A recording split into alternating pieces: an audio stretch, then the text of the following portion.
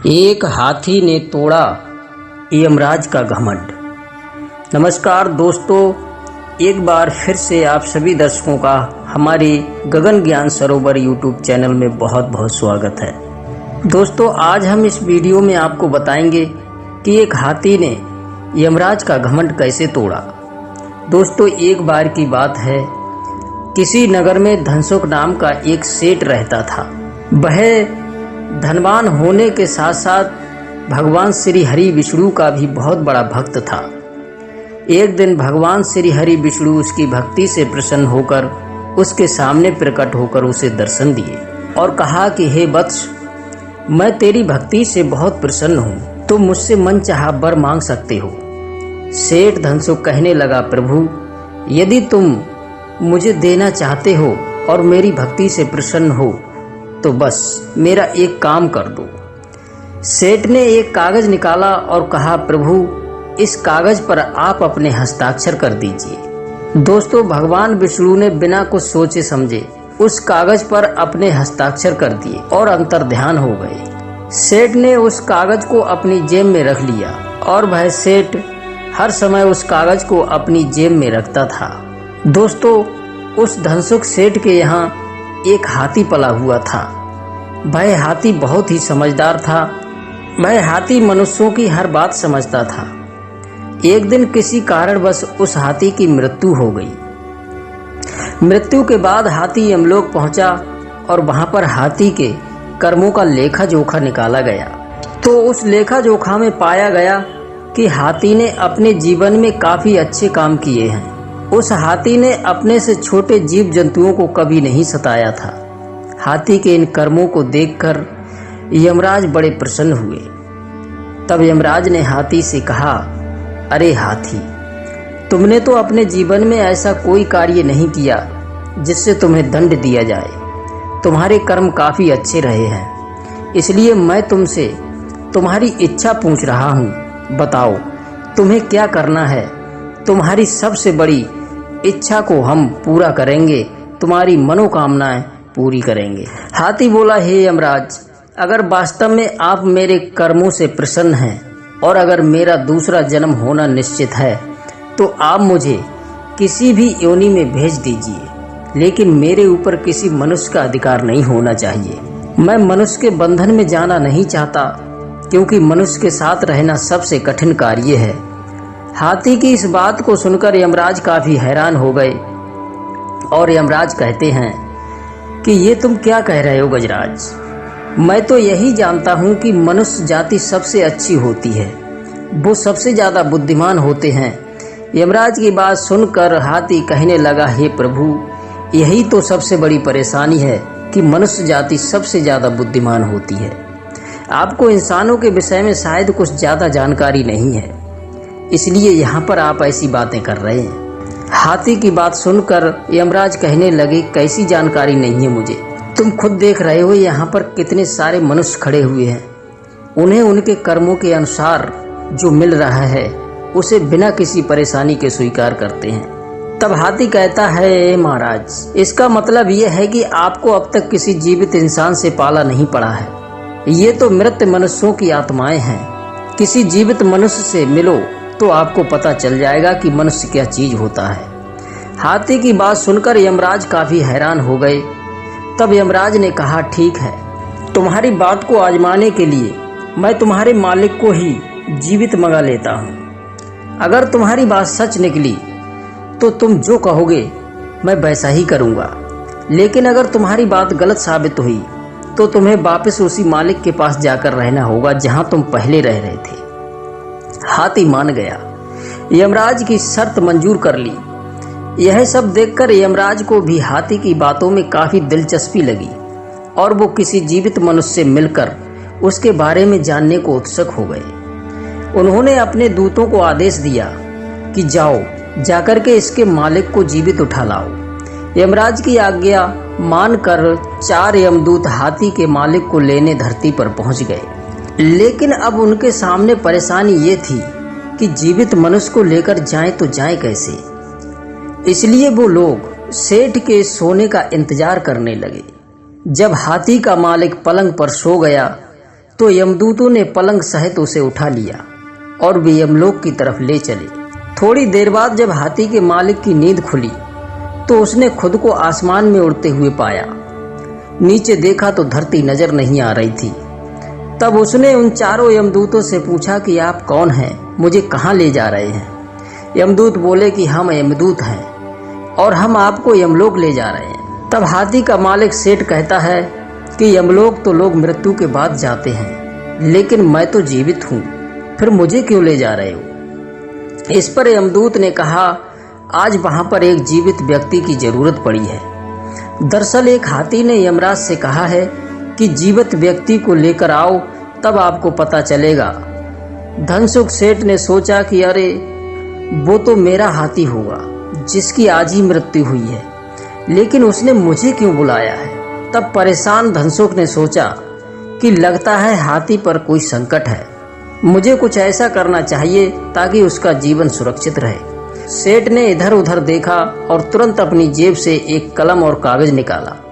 उसने उस कागज पर कुछ लिखा और थोड़ी देर में ही वो यमलोक पहुंच गए। जब वह सेठ यमराज के सामने पहुंचा तो यमराज जोर जोर से हंसने लगे और हाथी की तरफ देखकर बोले, लो तुम्हारा मालिक आ गया, अब ये अबनासा इंसान भला क्या कर लेगा।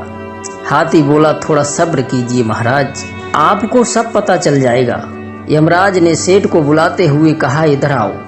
लेकिन बीच में ही रुककर हाथी का मालिक कहता है, हे यमराज, क्या आपको पता है कि मैं कौन हूँ। तब यमराज कहते हैं, मैं तो सिर्फ इतना जानता हूँ कि तुम इस हाथी के मालिक हो, इसके अलावा मैं तुम्हारे बारे में कुछ नहीं जानता। अब तुम ही बताओ कि तुम कौन हो।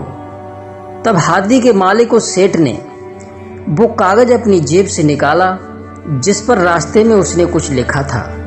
यमराज को देते हुए कहता है, ये लीजिए, आप खुद ही पढ़कर जान लीजिए कि मैं कौन हूँ। जब यमराज ने वो कागज खोलकर पढ़ा तो यमराज हैरान रह गए और अपने सिंहासन से नीचे उतर आए। इसके बाद यमराज ने खुद उस हाथी के मालिक को अपने सिंहासन पर बिठा दिया। जैसे ही वो सिंहासन पर बैठा था उसने सबसे पहले यमराज से कहा, हे यमराज, आज से यमलोक और दूतों पर से आपका शासन खत्म। अब आज से मैं यहाँ का राजा हूँ, मैं जैसा कहूँगा उसको वैसा ही करना होगा।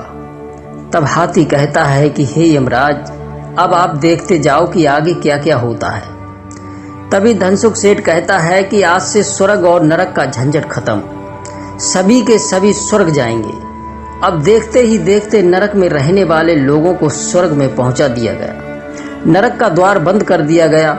मृत्यु लोक में जिस किसी की मृत्यु होती थी वो सीधा स्वर्ग में पहुंच जाता था। हाथी का मालिक मन ही मन में यही भी सोच रहा था कि जिस दिन मेरी सच्चाई यमराज के सामने आएगी मुझे मार दिया जाएगा।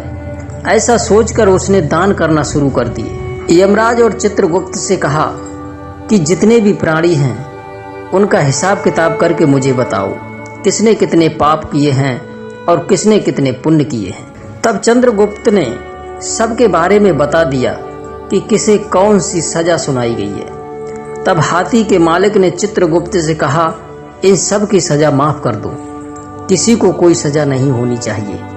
तब सेठ धनसुख हाथी की ओर देख कर के बोला, क्यों गजराज, कैसे हो? तुम्हारी मृत्यु हुई तो मुझे भी अपने पीछे बुला लिया। हाथी अपने मालिक के नजदीक जाकर बोला, मालिक, नीचे तो आप सिर्फ मेरे ही मालिक थे, लेकिन एक बात बताइए, यहाँ यमलोक के मालिक कैसे बन गए? सेठ धनसुख ने कहा, यह राज की बात है, तुम्हें कैसे बता दूं? हाथी बोला, मालिक, मुझे भी इंसान बना देना, नीचे जाकर आपका नौकर बनकर रहूंगा, लेकिन ये राज मुझे भी बता दो। तब सेठ धनसुख ने उसे बताया कि जब यमदूत मुझे लेकर आ रहे थे तो मैं काफी डर गया था।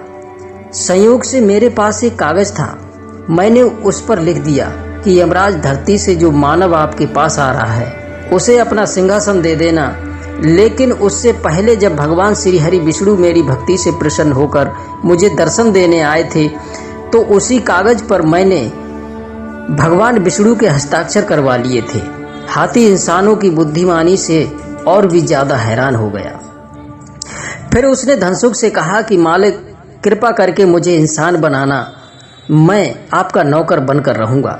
धनसुख बोला, वह तो ठीक है, लेकिन ये बात किसी को बताना नहीं। हाथी ने भी हाँ में सिर हिला दिया। धीरे धीरे करके 7-8 दिन बीत गए। स्वर्ग में लोग बढ़ते जा रहे थे। नरकलोक का द्वार बंद हो चुका था। कुछ ही दिनों में पूरे देवलोक में ये बात फैल गई कि नरक का अस्तित्व ही खत्म हो चुका है। उधर भगवान श्री हरि विष्णु सोच में पड़ गए कि यमलोक में ऐसा कौन आ गया है जिसने मेरे सारे नियमों को तोड़ने का काम किया है। आखिर कौन है वो जिसने सारी व्यवस्था को तहस नहस कर दिया है। यह सोचकर भगवान विष्णु स्वयं यमलोक में आ गए और उन्होंने देखा कि यमराज तो यमलोक के द्वार पर बाहर बैठे हैं। भगवान विष्णु ने यमराज से पूछा कि तुम जब द्वार के बाहर बैठे हो तो अंदर सिंहासन पर बैठकर शासन कौन चला रहा है। यमराज बोले, क्या प्रभु आप भी मजाक कर रहे हो? आपने ही तो इंसान को मेरे सिंहासन पर नियुक्त किया है और आप ही इस तरह से अनजान बन रहे हो। उसने जो मुझे कागज दिया था उसमें साफ साफ लिखा था कि धरती से जो इंसान आ रहा है उसे आप अपना सिंहासन दे दें, और उस पर आपके हस्ताक्षर भी थे। आपको यकीन नहीं होता तो ये देख लो। भगवान विष्णु ने जैसे ही देखा, भगवान विष्णु ने कहा, मैंने इंसान को तुम्हारे सिंहासन पर नियुक्त कब किया था? मैंने तो ऐसा कभी नहीं किया था। कौन है वो? फिर भगवान विष्णु थोड़ा सोच कर कहते हैं, यमराज, कहीं तुमने किसी जीवित मनुष्य को तो यमलोक में नहीं बुला लिया है? आप बिल्कुल सही कह रहे हैं प्रभु, मैंने एक जीवित इंसान को यमलोक में मंगाया है। तब यमराज ने शुरू से लेकर अब तक की सारी बात भगवान श्री हरि विष्णु को बताई। ऐसे में भगवान विष्णु को हंसी आ गई और वो मुस्कुराते हुए बोले, यमराज, आज तुम भी नहीं समझ पाए कि उस मनुष्य ने तुम्हें जो पत्र दिया था उस पर मेरे खुद के हस्ताक्षर तो थे, लेकिन उसमें जो लिखा था वो मेरा लिखा हुआ नहीं था। अगर तुम्हें पत्र नहीं देता तो तुम उसे बुद्धिमान नहीं समझते, तुम उसकी चतुराई का अंदाजा नहीं लगा पाए। भगवान विष्णु की बात सुनकर यमराज ने अपने सिर पर दोनों हाथ रख लिए। उन्हें सारा माजरा समझ में आ चुका था। उन्होंने भगवान विष्णु से कहा, प्रभु, मनुष्य की रचना तो आपने अद्भुत की है, लेकिन आपको भी उस मानव ने मूर्ख बना दिया। फिर भगवान विष्णु यमराज के साथ यमलोक में गए तो धनसुख सेठ अपने सिंहासन से उठकर नीचे खड़ा हो गया और भगवान विष्णु से बोला, प्रभु, मुझे तो आपका ही इंतजार था। मैं कब से यही सोच रहा था कि कब आपका दर्शन होगा और मुझे इस कार्य से मुक्ति मिलेगी। तब भगवान ने मुस्कुराते हुए कहा, तुम बहुत चालाक हो। यमराज की ओर देखते हुए भगवान श्री हरि विष्णु बोले, देखा यमराज, जीवित व्यक्ति को यमलोक में बुलाने का क्या परिणाम हुआ। जब इसको लगा कि मैं इसे दंड देने वाला हूं तो ये मुझे ही खुश करने लग गया।